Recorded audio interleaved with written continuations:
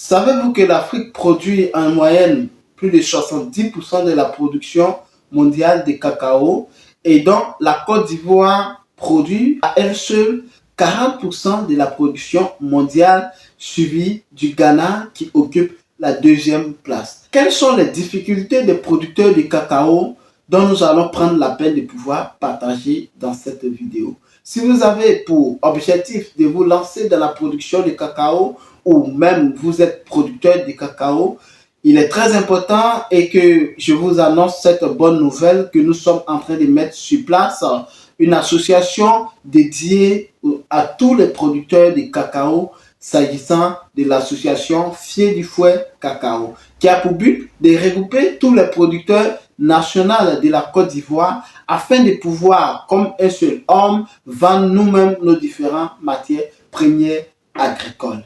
Alors, dans la politique agricole, avec le numéro de la semaine du négociant, dans cet troisième épisode de la politique agricole, il est très important de pouvoir comprendre quelles sont réellement les difficultés que rencontrent les producteurs de cacao.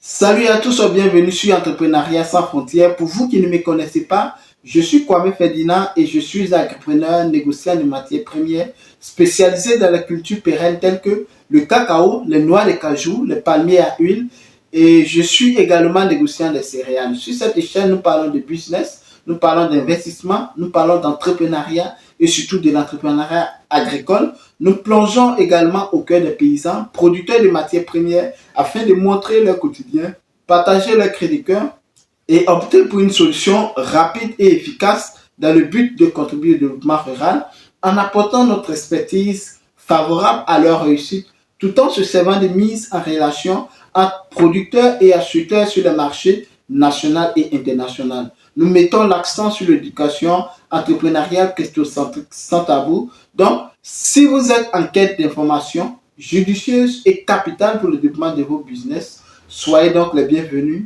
car cette chaîne est faite spécialement pour vous. Tout d'abord, avant de rentrer encore dans le vif du sujet, je vais donc vous inviter à vous abonner à cette chaîne si ce n'est pas encore fait, à liker nos vidéos, à partager cette chaîne massivement autour de vous afin d'agrandir la communauté. Comme j'avais dit en intro, malgré que les producteurs de la Côte d'Ivoire occupent, je dirais, la première place sur le plan international et suivi du Ghana et par la suite du Nigeria, du Cameroun, j'en viens et autres, qui constituent l'Afrique en général avec une production de 70%, les difficultés que rencontrent ces producteurs, plusieurs personnes ignorent. Qui d'ailleurs, plusieurs personnes voulant se décider de pouvoir se lancer dans la production du cacao avec, comme actuellement, le prix de l'achat du cacao est très voilà, intéressant par kilo, qui d'ailleurs est la campagne qui s'apprête à être terminée en Côte d'Ivoire, qui est fixée à 2800. D'autres personnes pensent ou imagineraient que peut-être le prix serait augmenté, qui d'ailleurs semblerait être le contraire, que le prix du cacao pourrait passer de 2800 à 1800, soit une baisse de 1000 francs CFA, qui serait une perte énorme pour les producteurs. Je souligne bien pour les producteurs. Alors, quelles sont ces difficultés que rencontrent les producteurs?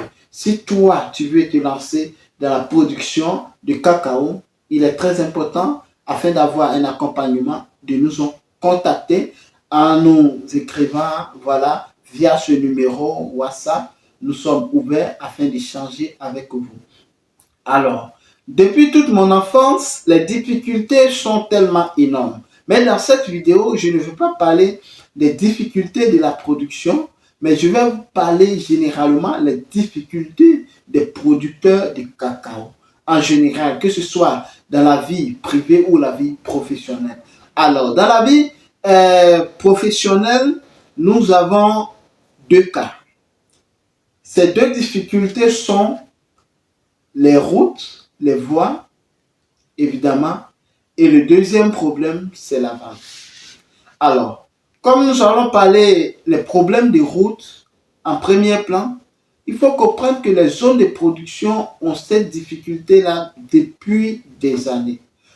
Le système ne nous facilite pas du tout, nous, en tant que producteurs, ou d'ailleurs, je dis toujours en tant que producteur, si votre père voilà, était un producteur et vous a légué quelque chose d'une part dont vous vous occupez, vous êtes généralement aussi un producteur. Donc, tout que ce soit les producteurs, vous êtes concernés par cette situation-là. Donc, les routes sont généralement impraticables dans les zones de production de cacao. Quand on voit un peu dans les documentaires et que nous voyons, une fois, je regardais à la télé avec ma compagne et elle m'a juste demandé, donc tu es sûr que c'est dans cette zone-là que tu viens, pour dire que voilà, c'était tellement dur pour elle de voir comment est-ce que les voitures, entre parenthèses, voilà, les badians que nous appelons là-bas, rentrent dans les zones qui ne sont même pas bitumées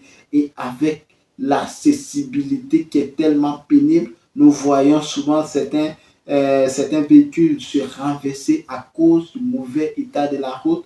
Nous voyons même des gros camions qui sont enfoncés dans les boues, reste à désirer pour pouvoir se rendre dans des tels endroits. Et là non plus encore, lorsque j'ai dit non, ça c'est le processus d'arriver voilà, dans la ville en question où nous devons encore rentrer en campagne. Elle a commencé à crier. Donc, raison, une fois encore de plus, pour dire que le problème de la route, nous adressons voilà, euh, au gouvernement de pouvoir prendre l'initiative, de pouvoir faciliter cela, parce que les mauvais états de la route sont aussi à la base du non-respect, loin de là pour me justifier, du non-respect de l'achat du prix fixé par le gouvernement. Parce que quand on voit des très mauvais états de route et que un acheteur ou un pisteur va prendre sa voiture pour pouvoir rentrer dedans, souvent même les acheteurs en cours de route peuvent faire une semaine en route, ils sont enfoncés avec le cacao, souvent même en saison, en période de pluie, et vous voyez que c'est très très pénible et très difficile de pouvoir voilà, circuler dans ces genres d'endroits. Et là, ça, c'est quand tu vas arriver dans une grande ville généralement afin de pouvoir rentrer maintenant dans les zones qui détiennent plus de 80% de la production. Je vais parler dans notre zone évidemment. C'est une zone très stratégique en termes de voilà, production de cacao qui, lorsque vous allez maintenant arriver avec les mauvais états de route pour arriver dans la petite ville qui est, je dirais, capitale de ces campements-là, donc, vous allez emprunter que ce soit même la moto, c'est l'idéal parce que quasiment les voitures ne peuvent pas du tout, voitures personnelles évidemment, vous ne pouvez pas vous hasarder à prendre ces routes au risque même de perdre votre voiture parce que si vous réussissez à faire un aller et retour, vous allez passer des mois et des mois au garage tout simplement. Donc, les mauvais états des routes sont réellement un problème majeur pour les producteurs. Si l'État de Côte d'Ivoire peut se tourner vers cette situation-là afin de pouvoir prendre l'initiative même de léguer voilà, ces tâches-là aux producteurs de cacao afin que nous-mêmes nous puissions trouver des organes capables de pouvoir arranger cette route. Parce que depuis l'enfance, j'aurais entendu que plusieurs fois les gens ont cotisé pour pouvoir arranger les tronçons de route que nous empruntons. Maintenant, voilà, ça arrive que tout simplement les gens bouffent cet argent-là. Donc, l'argent n'arrive pas à terme et voilà, on n'arrive pas à exécuter. Soit on envoie des machines pour pouvoir voilà, aplatir la route et rendre ça un peu plus propre. Mais si les bitumes ne suivent pas, lorsqu'il y a pluie, maintenant, l'état de la route se dégrade. Donc, c'est un cri de cœur aussi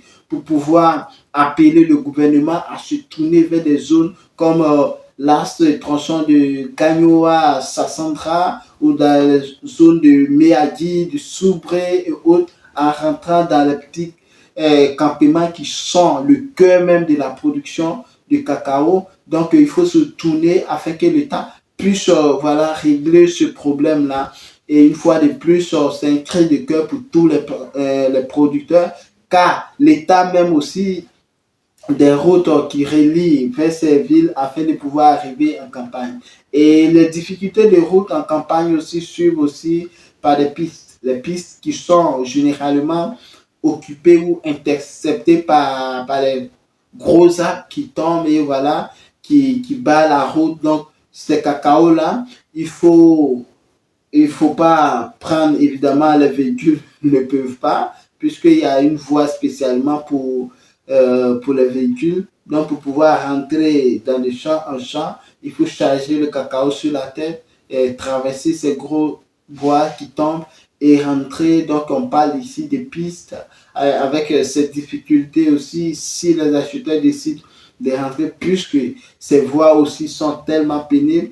Nos producteurs, on se bat de notre côté afin de s'organiser peut-être en semaine, une fois par mois, afin de pouvoir arranger les routes de nous-mêmes. Mais voilà, quand viennent les saisons de pluie, et voilà, c'est la calvaire totale. Donc, comme premier producteur majeur pour toi, tu veux décider même de te lancer dans la production de cacao. Évidemment, il faut être dans les zones récurées, dans les zones où le cacao se produit bien. Et généralement, ce sont les zones qui ont des problèmes vraiment voilà, de route. Alors, comme deuxième problème majeur des producteurs de cacao, il s'agit ici, sur le plan professionnel, évidemment, il s'agit de la vente. Lorsqu'on voit depuis plusieurs mois le blocage de l'achat des fèves de cacao en Côte d'Ivoire, il faut comprendre qu'il y a un problème ici qui est la vente. La vente ici est reliée à plusieurs stratégies qu'il faut mettre en place afin de pouvoir écouler nos produits. Je ferai une vidéo pour pouvoir expliquer réellement, voilà, parce que j'avais dit que je ferai une vidéo comment produire et ne pas se soucier de la vente, il s'agissant bien aussi du cacao. Donc, généralement, si vous êtes un producteur de cacao, vous n'avez pas de problème pour vendre. Mais quels sont les enjeux qui cachent derrière ceux qui viennent prendre vos produits? Donc, pour cela, il est très important de pouvoir redimensionner et de revoir notre stratégie de vente. Nous, les producteurs, nous produisons nos cacao et nous séchons et les acheteurs viennent directement au champ pour pouvoir acheter. Nous ne prenons pas en compte de l'état des routes. Là, ça ne nous engage pas. Ces difficultés ne sont pas pour nous. Mais nous perdons beaucoup. Nous perdons comment? Nous perdons en termes de vente sur les prix qui sont réellement achetés par les négociants. Les négociants peuvent acheter, voire plus de 20% du prix fixé. Et donc, lorsque vous êtes un négociant et que vous avez la matière première, vous pouvez fixer le prix vous-même. Cela n'engage que vous et l'intermédiaire voilà, de l'Occident qui va venir prendre ou de la société que vous allez partir négocier votre prix. Donc, raison pour laquelle il est très important de rejoindre l'association Fier du Fouet. Parce qu'au cœur de Fier du Fouet, il y a une entreprise de négoce capable de pouvoir gérer cela sans aucune intermédiation. Et l'entreprise en question est dirigée par un membre des producteurs, dont ce dernier ou l'organe en question n'est pas là dans le but de vous appauvrir. C'est très important de pouvoir rejoindre l'association afin de pouvoir mieux échanger et au moment de la vente, vous allez être heureux de vos prix.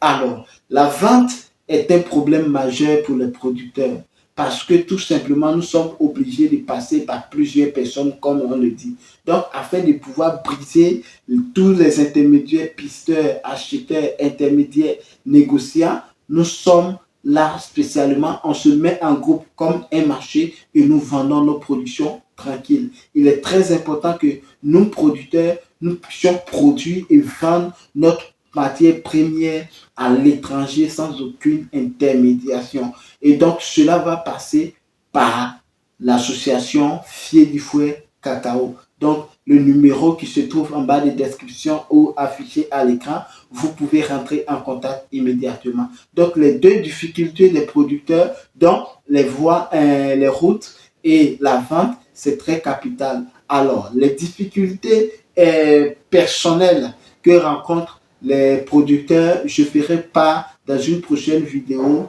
sur réellement une gestion financière qui mine beaucoup les producteurs parce qu'à la base, les producteurs d'autrefois n'ayant pas ce savoir, loin de là, insulter nos parents, hein, mais n'ont pas une connaissance sur l'éducation financière qui d'ailleurs, même dans nos différentes écoles, ça ne s'enseigne pas, l'éducation financière. Donc, pour pouvoir comprendre mieux cela, il est très important de vous abonner à cette chaîne, de vous liker afin de recevoir en permanence ces formations. Donc, on se donne rendez-vous pour une prochaine publication sur Entrepreneuriat sans frontières.